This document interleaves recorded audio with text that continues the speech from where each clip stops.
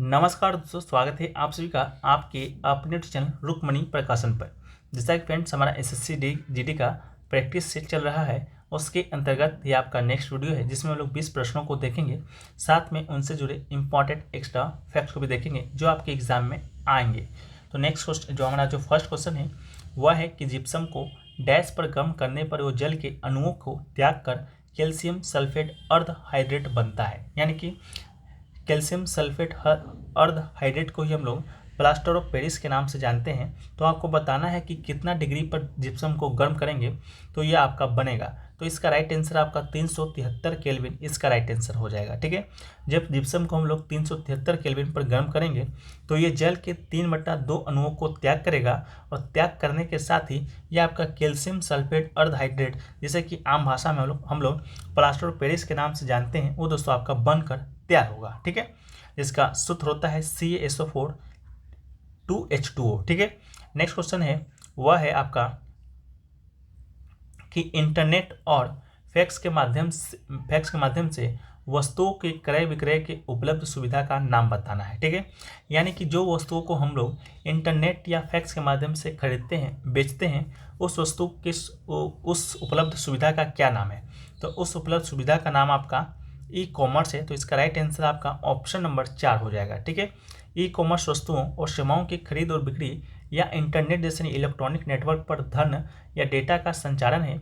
ये व्यापारिक लेन देन या तो व्यवसाय से व्यवसाय यानी कि बिजनेस टू बिजनेस, व्यवसाय से उपभोक्ता यानी कि बिजनेस टू कंज्यूमर, उपभोक्ता से उपभोक्ता या उपभोक्ता से व्यवसाय के रूप में होता है। जैसा कि आप लोग आमतौर पर देखते होंगे, फ्लिपकार्ट हो गया, आपका अमेजन हो गया, ये सभी क्या है तो आपका ई कॉमर्स वेबसाइट है।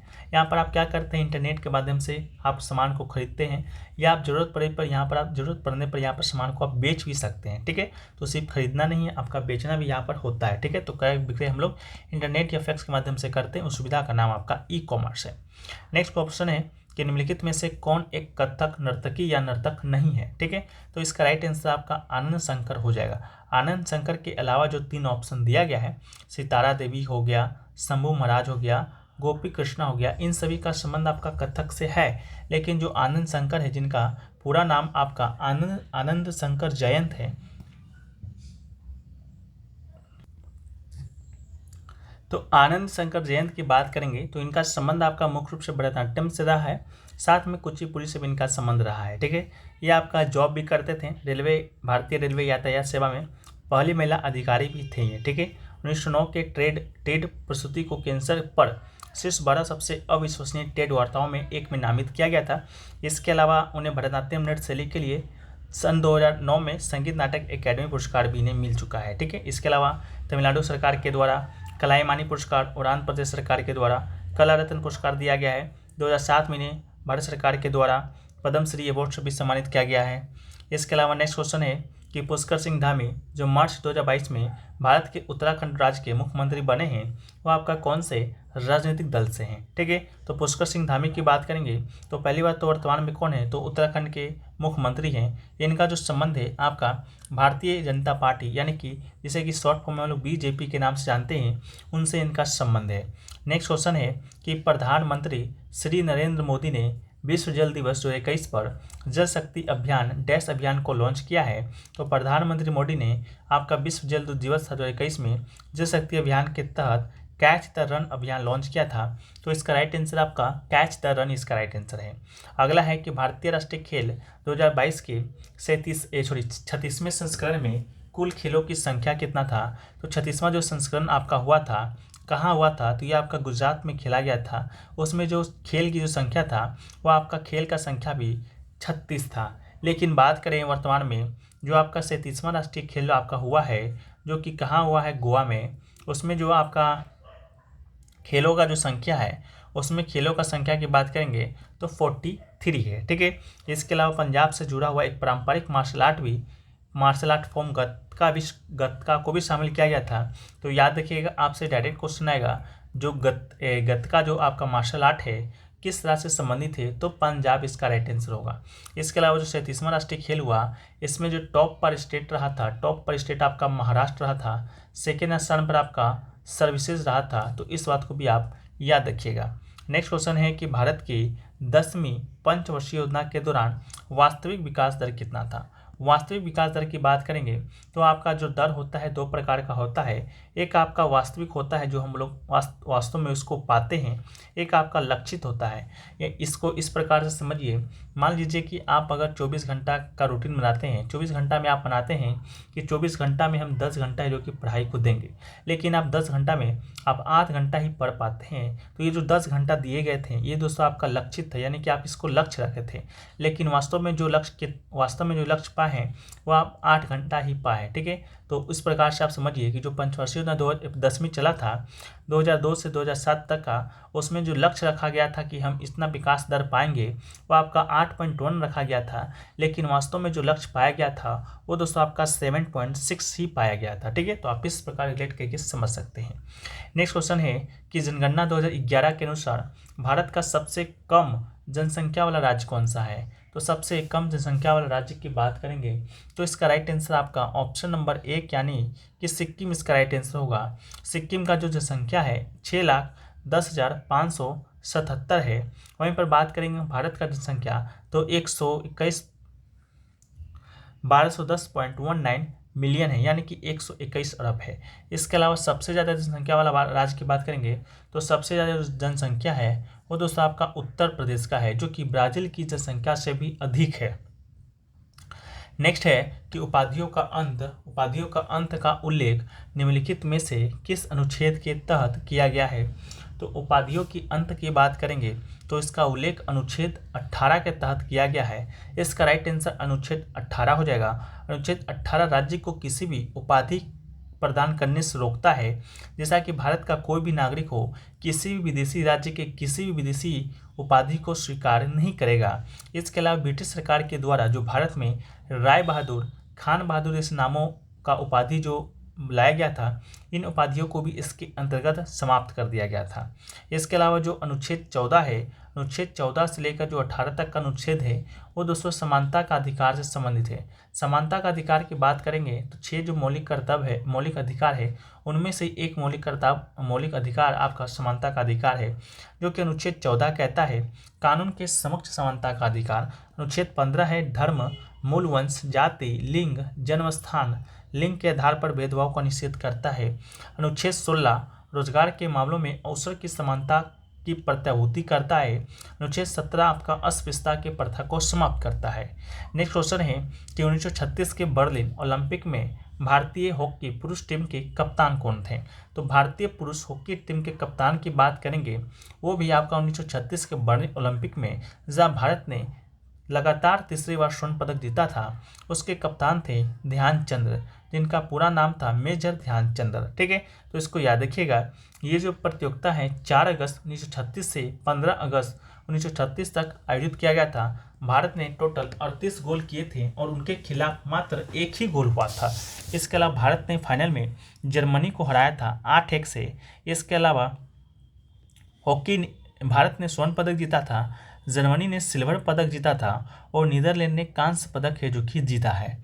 नेक्स्ट क्वेश्चन है कि निम्नलिखित में से कौन सी नदी अरब सागर में गिरती है। तो अरब सागर में बात करेंगे तो नर्मदा जो नदी है वो दोस्तों आपका अरब सागर में गिरती है। तो इसका राइट आंसर आपका नर्मदा नदी हो जाएगा। नर्मदा नदी की बात करेंगे तो अरब सागर के खंबात की खाड़ी में गिरने से पहले विंध्य और सतपुरा पहाड़ी श्रृंखलाओं के बीच ये नदी मध्य प्रदेश, महाराष्ट्र और गुजरात से होकर बहती है। नेक्स्ट क्वेश्चन है कि निम्नलिखित में से कौन सी पुस्तक दयानंद सरस्वती जी के द्वारा लिखा गया है। तो दयानंद सरस्वती जी के द्वारा जो पुस्तक लिखा गया है जिसका जो नाम है सत्यार्थ प्रकाश है। तो इसका right answer option number 3 Satyarth Prakash हो जाएगा। सत्यार्थ प्रकाश जो पुस्तक है दयानंद सरस्वती जी के द्वारा लिखा गया है, जो कि भारतीय उपमहाद्वीप में एक समाज सुधारक थे। उनका जन्म गुजरात में हुआ था। इसके अलावा इनका बचपन का नाम भी याद रखिएगा मूल शंकर था। वे आर्य समाज के संस्थापक थे जिसका स्थापना 1875 में मुंबई में हुआ था। साथ में इन्हें हिंदुस्तान का मार्टिन लूथर भी कहा जाता है और शुद्धि आंदोलन की शुरुआत भी स्वामी दयानंद सरस्वती जी ही ने किया था। नेक्स्ट क्वेश्चन है कि निवल निर्यात इक्वल टू कुल निर्यात माइनस क्या होता है। तो निवल निर्यात को ही हम लोग शुद्ध निर्यात के नाम से भी जानते हैं। और जो शुद्ध निर्यात होता है किसी देश के कुल निर्यात का मूल घटाकर उसके कुल आयात का मूल है। तो क्या है इसका राइट आंसर होगा, कुल आयात होगा। तो इसका राइट आंसर ऑप्शन नंबर 2 होगा। एक खुली अर्थव्यवस्था में किसी देश के व्यय या सकल घरेलू उत्पाद को एकत्रित करने के लिए उपयोग किया जाने वाला एक उपाय है। नेक्स्ट क्वेश्चन है कि अनिंदिता नियोगी अनाम को डैश से सम्मानित किया गया है। तो जो अनिंदिता नियोगी अनाम है उनको राष्ट्रीय नृत्य शिरोमणि पुरस्कार से सम्मानित किया गया है। तो इसका राइट आंसर राष्ट्रीय नृत्य शिरोमणि पुरस्कार हो जाएगा। ये आपकी अमेरिका के कथक नृत्यांगना है, ठीक है, इसको भी आप याद रखिएगा। इनको यह पुरस्कार 10वें कथक महोत्सव के दौरान उद्घाटन के दौरान दिया गया था, जो कि 2 जनवरी 2019 को हुआ था, ठीक है। नेक्स्ट क्वेश्चन है कि भारतीय संविधान का निम्नलिखित में से कौन सा अनुच्छेद भारत के नियंत्रक एवं महालेखा परीक्षक के लिए स्वतंत्र कार्यालय का प्रावधान करता है। तो इसका राइट आंसर आपका अनुच्छेद 148 हो जाएगा। अनुच्छेद जो 148 है वो आपका भारत के कैग से संबंधित है, यानी कि comptroller auditor of general of India से, ठीक है। संविधान के तहत स्वतंत्र पद दिया गया है, जो कि साधन है जो संसद के प्रति कार्यपालिका की जवाबदेही सुनिश्चित करता है और बढ़ावा देता है। कैग से संबंधित और भी प्रावधान है, जैसे कि 148 तो हो गया। 149 की बात करेंगे तो नियंत्रक महालेखा परीक्षक के कर्तव्य और शक्तियां से संबंधित है। इसके अलावा अनुच्छेद 150 संघ और राज्यों के खाते के रूप से संबंधित है। अनुच्छेद 151 लेखा परीक्षक की रिपोर्ट से संबंधित है। नेक्स्ट है कि प्रधानमंत्री नरेंद्र मोदी ने दक्षिण भारत में किस मार्ग पर पहली वंदे भारत एक्सप्रेस रेलगाड़ी को हरी झंडी दिखाई है। तो इसका राइट आंसर मैसूर से चेन्नई, ठीक है। इसका राइट आंसर क्या होगा, मैसूर से चेन्नई इसका राइट आंसर होगा। प्रधानमंत्री नरेंद्र मोदी ने बेंगलुरु के Krantiveer Sangolli Rayanna KSR railway station से दक्षिण भारत की पहली वंदे भारत एक्सप्रेस ट्रेन को हरी झंडी दिखाई है। यह ट्रेन बेंगलुरु के रास्ते मैसूर और चेन्नई के बीच चलेगा। नेक्स्ट क्वेश्चन है लू नागाई नी डैश के लोगों के द्वारा बीज बोने के उत्सव के रूप में मनाया जाता है। तो लुई नगाई जो नी फेस्टिवल है वो दोस्तों आपका मणिपुर के लोगों के द्वारा मनाया जाता है। तो इसका राइट आंसर आपका मणिपुर हो जाएगा। मणिपुर के अलावा लुई नगाई के अलावा मणिपुर में लाई हरोबा, मणिपुरी संगाई महोत्सव, इसके अलावा चुम्फा महोत्सव और लुई नगाई नी तो मनाया ही जाता है। मिजोरम में आपका चाप चारकुटी मिजो त्यौहार, मेमकुट महोत्सव, पावलकुट महोत्सव मनाया जाता है। अरुणाचल प्रदेश में सोलुंग महोत्सव, लोसर महोत्सव, ड्रीफ महोत्सव और आपका रे महोत्सव मनाया जाता है। अगला है कि प्रथम 7 पंचवर्षीय योजनाओं में डैश को अधिक महत्व दिया गया था। तो प्रथम जो 7 पंचवर्षीय योजना चला था उसमें आत्मनिर्भरता को अधिक महत्व दिया गया था। इसका राइट आंसर ऑप्शन नंबर 1 आत्मनिर्भरता हो जाएगा। लेकिन वहीं अगर आपसे भारत में 8वीं लगातार पहली 8 पंचवर्षीय योजना का उद्देश्य पूछिए तो पहली 8 पंचवर्षीय योजनाओं में भारी और बुनियादी उद्योग में भारी निवेश के साथ सार्वजनिक क्षेत्रों को बढ़ाने पर जोर दिया गया था। लेकिन 1997 में 9वीं पंचवर्षीय योजना की शुरुआत के बाद से सरकार का जो ध्यान है विकास सुविधा प्रदाता बनाने की ओर केंद्रित हो गया।